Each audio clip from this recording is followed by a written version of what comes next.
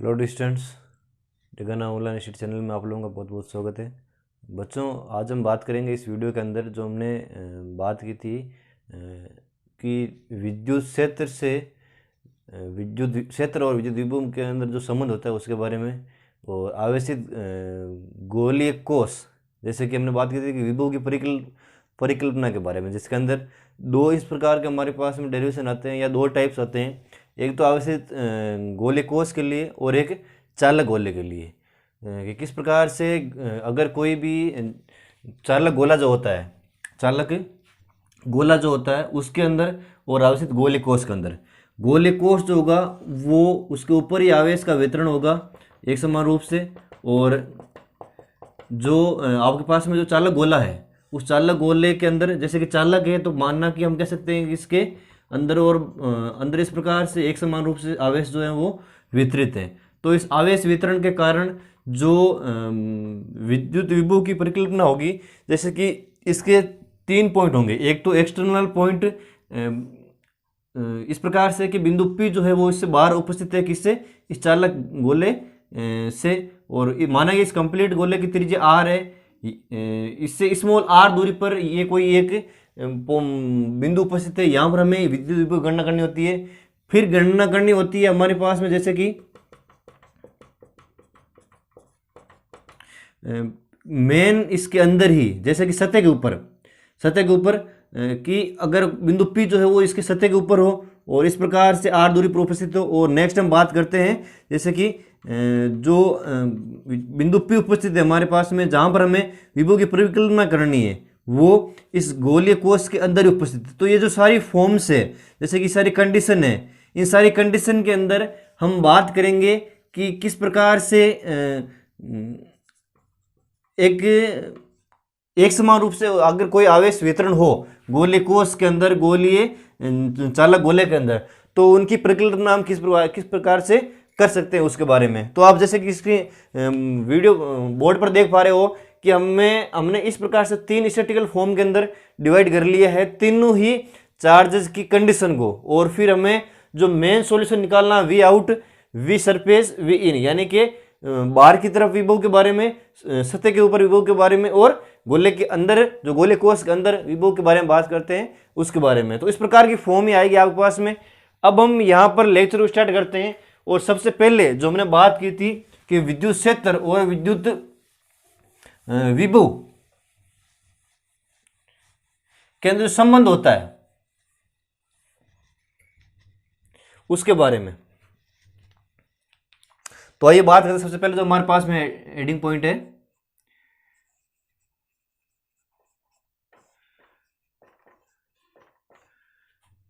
क्षेत्र व विद्युत विभव में संबंध। ठीक है बच्चों, ये इस प्रकार की फॉर्मेशन है। जैसे कि आप कह सकते हो विद्युत क्षेत्र या विद्युत विभव में संबंध, या फिर विद्युत क्षेत्र में और जो मेन परिकल्पना है उसके बारे में, विभव के बारे में, वो विद्युत क्षेत्र को लेकर किस प्रकार से उसके बारे में हमें बात करनी है। तो सबसे पहले आप देखिए कि विद्युत क्षेत्र की जो वैल्यू है, विद्युत क्षेत्र का मान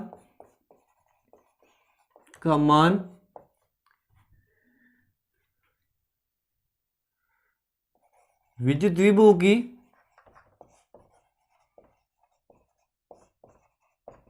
की ऋणात्मक प्रवणता के बराबर होता है। ये कुछ गुण है जो मैं आप लोगों को बता रहा हूं। आपको डैश या स्टार पॉइंट लगा करके करते जाना है। और विद्युत क्षेत्र का मान विद्युत विभव की ऋणात्मक प्रवणता के बराबर होता है। एक चीज ये। दूसरी ये कि विद्युत विभव या विद्युत क्षेत्र के कारण उत्पन्न विद्युत विभव, विद्युत क्षेत्र के कारण उत्पन्न इस विभव इस विभव की दिशा विद्युत क्षेत्र की विपरीत दिशा होती है। ठीक है बच्चों, और यह एक सदिश राशि है, यह एक सदिश राशि है। ठीक है,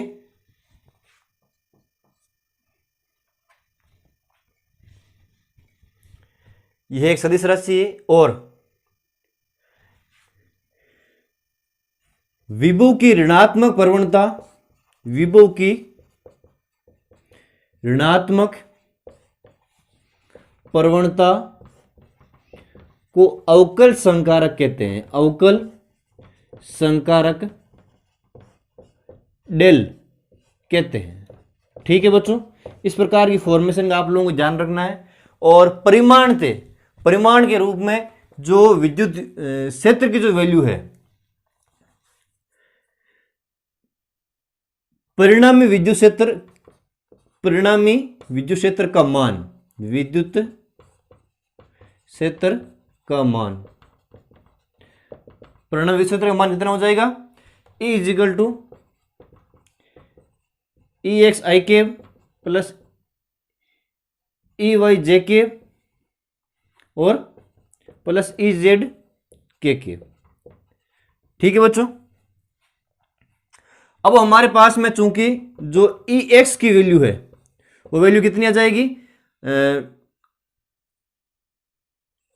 D by d x plus E x की डी बाई डी एक्स, और अगर ई एक्स आई केब है तो आई केब, या आप अगर आई केब वहां पर अवेलेबल है तो कोई दिक्कत वाली बात है नहीं।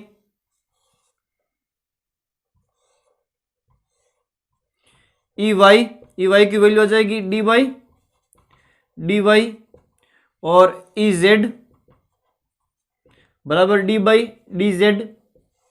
ठीक है बच्चों, इस प्रकार से ये वैल्यूशन आती है। अब हम बात करते हैं, जैसे अगर इस वैल्यू को यहां पर रखें तो ई सदिश बराबर d by d x i cap plus d by d y j cap plus d by d z k cab.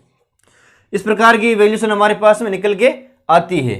और हम कह सकते हैं कि हमारे पास में E बराबर जो वैल्यू होती है वो माइनस डेल V के रूप में अवेलेबल होती है, कि अवकल संकारक के रूप में हमारे पास जो थ्योरी आई है कि विभव की ऋणात्मक प्रवणता, यहां पर जो विभव की ऋणात्मक प्रवणता है वो विभव की ऋणात्मक प्रवणता हमेशा अवकल संकारक के रूप में ही कहलाती है। अब अगर हम बात करें कि जैसे एक चीज आपके पास में आपने देखी होगी कि किस प्रकार संबंध जो होता है वो निकल के आता है, हमने बात की थी इससे जस्ट पहले ही कि जैसे अगर रेखाओं के अंदर हम किसी आवेश को रख रहे हैं तो उसके अंदर हमारे पास में किस प्रकार से फॉर्मेशन आती है। तो उसके लिए सबसे पहले हमारे पास में चीज काम आती है कि जैसे E बराबर V अपॉन R के लिए या V अपॉन L के लिए, तो विभव की जो विभव और विद्युत क्षेत्र में संबंध होता है वो इस प्रकार से दूरी पर भी निर्भर करता रहता है।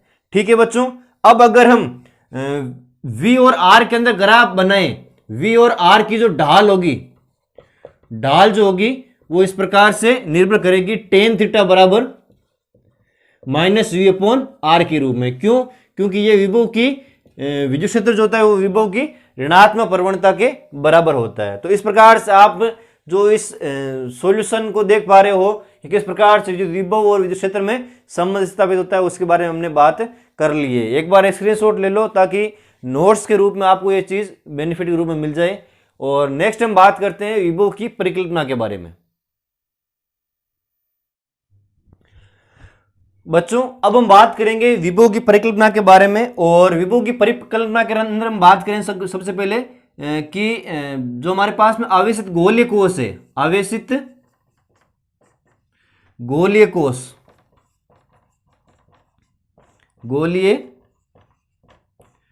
कोश के कारण उत्पन्न विभव, उसके बारे में। तो सबसे पहले अगर हम बात करें तो हमारे पास में पॉइंट आ जाएगा, जैसे कि 3 कंडीशन के अंदर हम बात करनी है कि यदि बिंदु P गोलीय सतह के बाहर स्थित हो, जहां पर हमें विभव की गणना करनी है, ठीक है। तो यह आप कह सकते हो, जैसे कि 3 कंडीशन मैंने बताई थी, तीनों कंडीशन के अंदर आप इस प्रकार से कह सकते हो कि यदि विभव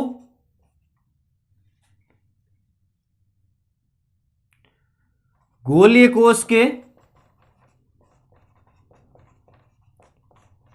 बाहर small r is greater than r पर उपस्थित हो। अब ये small r is equal to greater than capital R किस प्रकार से है, तो उसके बारे में बात करते हैं। देखिए आगे कि माना कि हमारे पास में इस तरह की कंडीशन के अंदर कोई एक गोलीय कोश है, यानी कि खोखला गोला है जिसके ऊपर एक समान रूप से आवेश जो है वो वितरित किया गया है, आवेश वितरित किया गया है। अब तीनों कंडीशन में किसी प्रकार से देख सकते हो, आप ऊपर भी ले सकते हो, नीचे भी ले सकते हो, किस साइड भी ले सकते हो।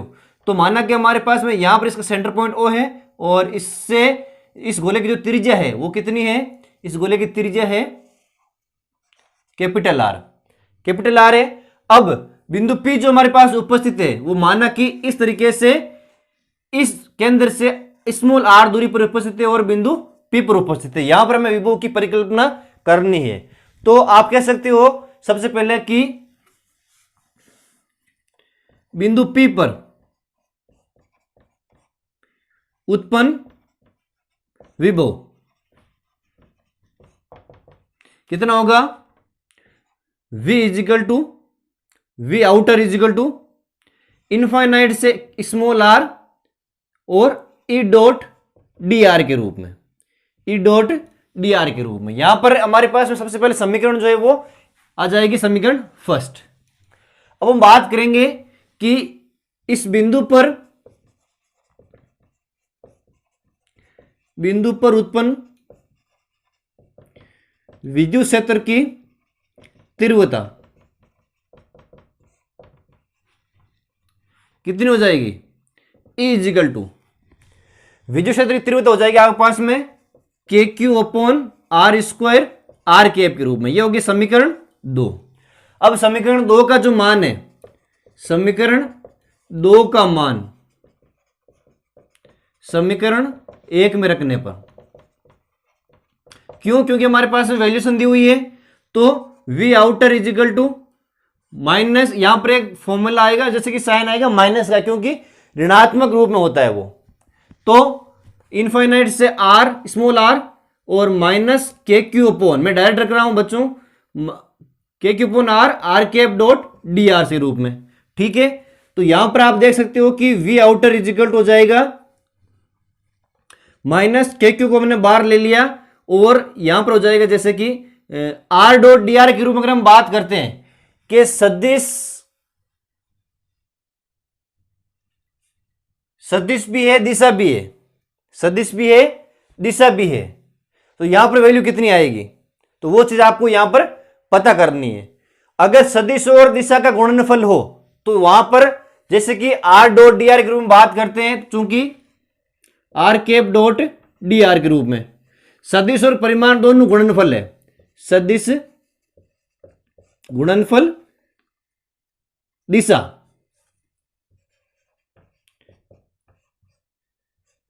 दिशा, दोनों का ही गुणनफल है, तो यहां पर वैल्यू कितनी आ जाएगी, यहां पर वैल्यू आ जाएगी R, और अगर हम गुणनफल करके देखें तो R D R cos zero की वैल्यू आ जाएगी। क्यों, क्योंकि दोनों जो है दिशा और दिशा, विभव की दिशा और जो हमारे पास में परिमाण है, या आप कह सकते हो दिशा और सदिश दोनों ही एक ही दिशा में होने के कारण इनके ऊपर जो एंगल होगा वो 0 हो जाएगा। और कोस 0 की वैल्यू कितनी होती है, साइन 90 के बराबर। साइन 90 कितना होता है, 1 होता है। तो इस प्रकार कंप्लीट वैल्यू हमारे पास में कितनी आ जाएगी, 1 आ जाएगी। ठीक है बच्चों, यहां पर आप कह सकते हो जैसे, और देखिए कि सबसे पहले जो समाकलन है कि इनफाइनाइट से स्मॉल आर और 1/r², 1/r² को आप लिख सकते हो r-2 और dr के रूप में, r और dr के रूप में। तो देखिए v आउटर इज इक्वल हो जाएगा, ये चीज आपके पास में बची हुई रहेगी। क्यों? क्योंकि हमारे पास समाकलन भी हमें करना है इसलिए, और समाकलन करने के बाद क्योंकि देखिए यहां पर तो एक चीज फिक्स है कि परिमाण और दिशा का गुणनफल, दिशा और जो सदिश होते हैं वो एक ही दिशा में होते हैं। एक ही दिशा में होने के कारण हमारे पास वैल्यू आ जाएगी वहां पर 1 cos 0 के रूप में मल्टीप्लिकेशन होकर के। तो आप r की भी वैल्यू लिख सकते हो, r की वैल्यू लिख सकते हो इस प्रकार से कि 1.dr के रूप में। तो dr यहां पर शेष बच जाएगा, जो कि हमारे पास वैल्यू आ जाएगी यहां पर। तो देखिए -kq, इनफाइनाइट से r की बात करते हैं -2 + 1 -2 + 1, और -2 + 1 बाद में देखिए कि माइनस से r -2 + 1 -2 + 1, v आउटर बराबर -kq, कितनी आ जाएगी 1 - 2 -1 और -1 नीचे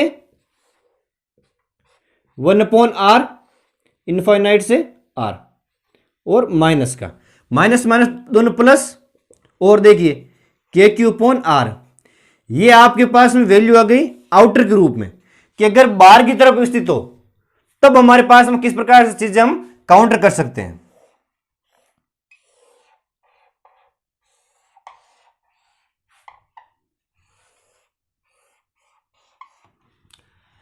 ठीक है बच्चों, अब देखिए हमारे पास में सबसे पहले जो ये एक चीज ये आ गई कि अगर बाहर की तरफ उपस्थित तब हम किस प्रकार से काउंटर कर सकते हैं।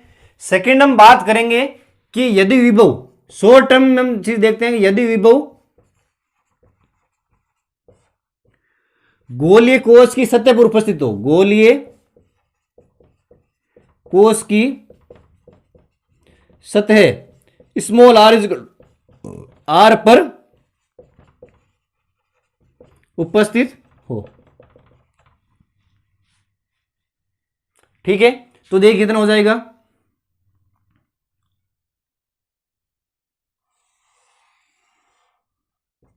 इस प्रकार से एक समान हमारे पास में गोले कोश उपस्थित है, और अगर इस प्रकार से उपस्थित है, इसके सेंटर पॉइंट से हमें कैपिटल R यहां पर हमारे पास अवेलेबल हो गया, और बिंदु P जो है वो यहां पर उपस्थित है, और बिंदु P अगर यहां पर उपस्थित है तो देखिए कि स्मॉल r इक्वल हो जाएगा कैपिटल R के रूप में सरफेस के ऊपर।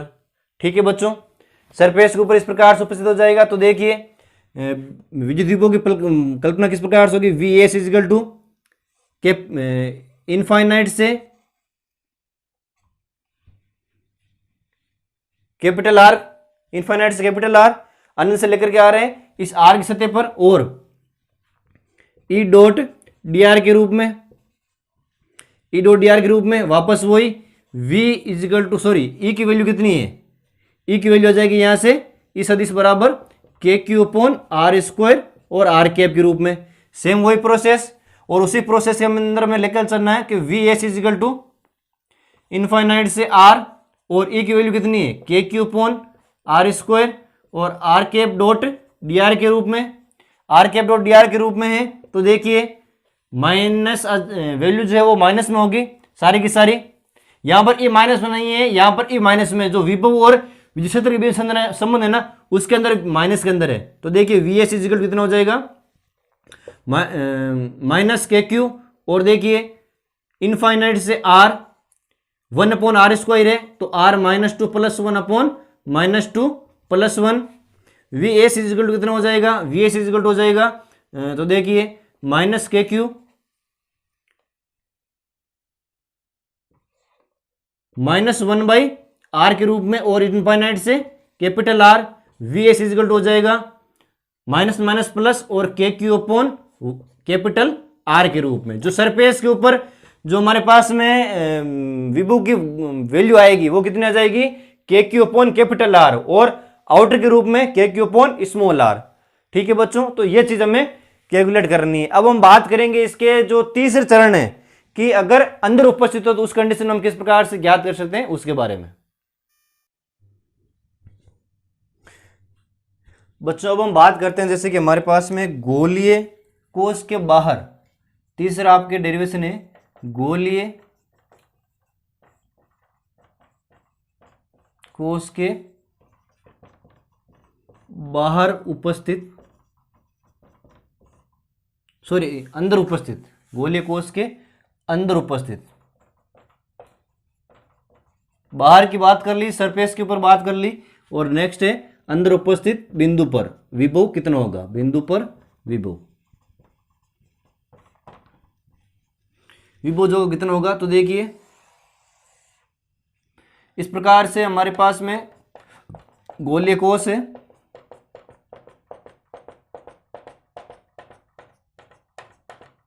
गोलीय कोष है। इस गोलीय कोष के ऊपर अगर हम बात करते हैं तो देखिए कि यहां पर आ जाएगी ओ से वैल्यू स्मॉल आर, और ये वैल्यू आ जाएगी बिंदु पी हमारे पास यहां पर उपस्थित है और यहां पर, ठीक है। तो देखिए कि विभव की परिकल्पना करनी है हमें, तो वी इनर के बारे में बात करते हैं। तो इनफाइनाइट से कैपिटल आर के मध्य हमारे पास वैल्यू हो जाएगी ई डॉट डी आर, और ये माइनस प्लस, एक चीज तो ये एक समीकरण आ गया आपके पास में ये कि विभव जो होगा, माना कि बिंदु P जो है वो यहां पर उपस्थित होता है, तो यहां पर उपस्थित होता है तो उसके बारे में, और अब जो बिंदु P है वो इसे कुछ अंदर की ओर उपस्थित है, तो हम कह सकते हैं कि माइनस घटेगा इस वाले क्षेत्र से कुछ क्षेत्र घटेगा। कितना क्षेत्र घटेगा? क्षेत्र घटेगा कैपिटल आर से स्मॉल आर के मध्य, कैपिटल आर से स्मॉल आर के मध्य, और ई डॉट डी आर के रूप में जो वैल्यूशन आएगी वो घटेगी। किससे? इस वाले फील्ड से। तो इस वाले फील्ड से घटेगी, तो हमारे पास में इस वाले फील्ड की वैल्यू कितनी आ जाएगी? K q upon r square, sorry k q upon capital r, ये वैल्यू हमारे पास में आई हुई है, और प्लस का माइनस, तो 0 डॉट डी आर। अब देखिए अब हमारे पास में वैल्यू कितनी आती है? अब वैल्यू आती है कि स्मॉल आर और कैपिटल आर, स्मॉल आर और कैपिटल आर के मध्य हमारे पास में फील्ड जो है वो कवर करना है, और इस फील्ड को कवर करने के लिए हमारे पास में वैल्यूएशन जो आएगी आगे वो आ जाएगी 0 डॉट डी आर के रूप में। ये जो हमारे पास कंप्लीट हम सॉल्यूशन करते हैं तो सॉल्यूशन के अंदर हमारे पास में वैल्यू आती है 0 डॉट डी आर। तो इस कंडीशन में ये कंप्लीट वैल्यू 0 हो जाएगी, और वी इनर बराबर के क्यू अपॉन आर के रूप में हमारे पास में अंदर की ओर जो गोले कोष के अंदर विभव उत्पन्न होता है उसके बारे में हमारे पास ये चीज आती है। ये जो पोर्शन है वो आप इस प्रकार से कंप्लीट हो जाएगा। अब जो आवेशित चालक गोले के कारण विद्युत क्षेत्र का निर्माण होता है वो वीडियो को ज़्यादा न लेंथी करते हुए, ज़्यादा ना बड़ा करते हुए, मैं आपको एक अदर वीडियोज़ के अंदर वो चीज़ आपको मैं प्रोवाइड करा दूंगा। ठीक है बच्चों, तब तक के लिए जय हिंद जय भारत, और चैनल को लाइक शेयर और सब्सक्राइब करना ना भूलें।